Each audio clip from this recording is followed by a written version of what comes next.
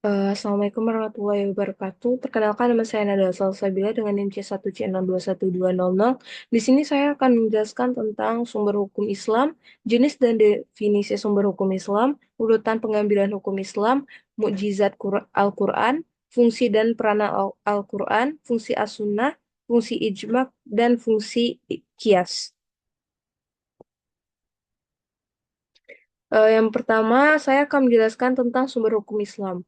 Sumber hukum Islam dapat dibagi menjadi dua bagian, yakni sumber hukum Islam material, yakni sumber hukum yang bentuk hukum dalam sebuah negara, dan sumber hukum formil, yaitu sumber isi hukum yang menentukan corak isi hukum.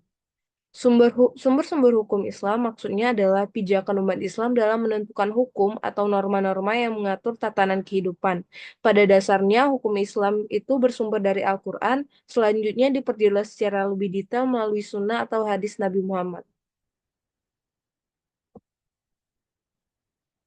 Jenis dan definisi sumber hukum Islam.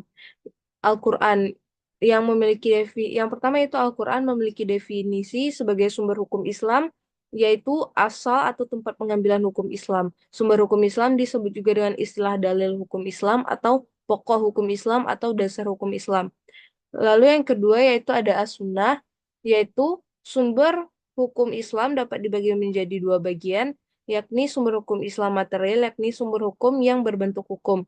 Lalu yang kedua ada ijma, yaitu membicarakan pengkategorian untuk sumber hukum Islam, maka akan banyak spekulasi pembagian. Ada yang mengatakan empat, yaitu Al-Quran, hadis, ijma, dan kias. Ada pula yang mengatakan hanya tiga, yaitu tanpa mengikutkan kias. Lalu ada urutan pengambilan hukum Islam. Berdasarkan penelitian menurut Abdul Wahab Khalaf, telah ditetapkan bahwa dalil syara yang menjadi dasar pengambilan hukum dan berhubungan dengan perbuatan manusia itu ada empat, yaitu Al-Quran, As-Sunnah, Ijma, dan Qiyas. Dan jumhur ulama telah sepakat bahwa empat hal ini dapat digunakan sebagai dalil, juga sepakat bahwa urutan penggunaan dalil-dalil tersebut adalah sebagai berikut. Yang pertama, Al-Quran, yang kedua, As-Sunnah, yang ketiga, Ijma, dan yang keempat, Qiyas. Mukjizat Al-Quran. Mukjizat didefinisikan antara lain sebagai suatu hal atau peristiwa luar biasa yang terjadi melalui seseorang yang mengaku nabi sebagai bukti kenabiannya yang ditantangkan kepada orang-orang yang ragu untuk melakukan atau mendatangkan hal serupa, tetapi mereka tidak mampu menyanggupi tantangan itu.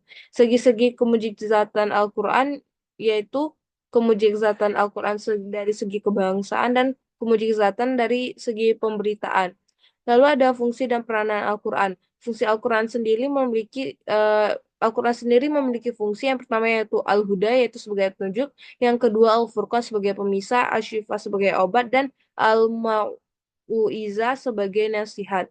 Peranan Al-Quran sendiri sebagai wahyu yang Allah turunkan kepada nabinya. Tentu Al-Quran memiliki keutamaan dan keistimewaan tersendiri bagi para pembaca dan penggemarnya. Ayat-ayat Al-Quran yang kita baca sehari-hari tidak lepas dari karunia Allah untuk setiap muslim yang demikian besar. Karena saking istimewanya Al-Quran ini dari kitab-kitab samawi lainnya. Allah memberikan tempat istimewa bagi para pencintanya. Lalu yaitu yang kedua yang ketiga ada fungsi sunnah, yaitu kedudukan sunnah dalam sumber ajaran Islam adalah sangat penting dalam menjelaskan ayat-ayat Al-Quran yang bersifat umum, yang mana ayat-ayat tersebut membutuhkan penjelasan yang lebih rinci dan hadits atau sunnah. Oleh karena itu, dalam hal ini sunnah berfungsi sebagai bayan takrir, bayan tafsir, bayan takkid, bayan nasakh, dan bayan tasri. Fungsi ijma. Fungsi utama ijma pada masa awal tersebut adalah untuk menyatukan pendapat yang berbeda mengenai satu persoalan dengan cara progresif. Selain itu, ijma berfungsi untuk menjamin keotentikan dalam penafsiran terhadap Al-Quran dan Sunnah Rasulullah agar tidak menyeleweng, terutama kepada putusan-putusan dan pendapat hukum dari sumber-sumber periode awal tersebut. Dan yang terakhir yaitu fungsi kias. Kias adalah salah satu metode untuk menerapkan hukum Islam. Prinsip dalam kias adalah menyamakan semua sesuatu dengan sesuatu yang lain, maknanya menyamakan ketentuan hukum antara sesuatu yang sudah ada aturan hukumnya dengan sesuatu lain yang belum diatur hukumnya. Karena ada kesamaan ilat antara keduanya, kias memiliki peran penting dalam hukum Islam. Baiklah, sekian presentasi dari saya. Terima kasih. Wassalamualaikum warahmatullahi wabarakatuh.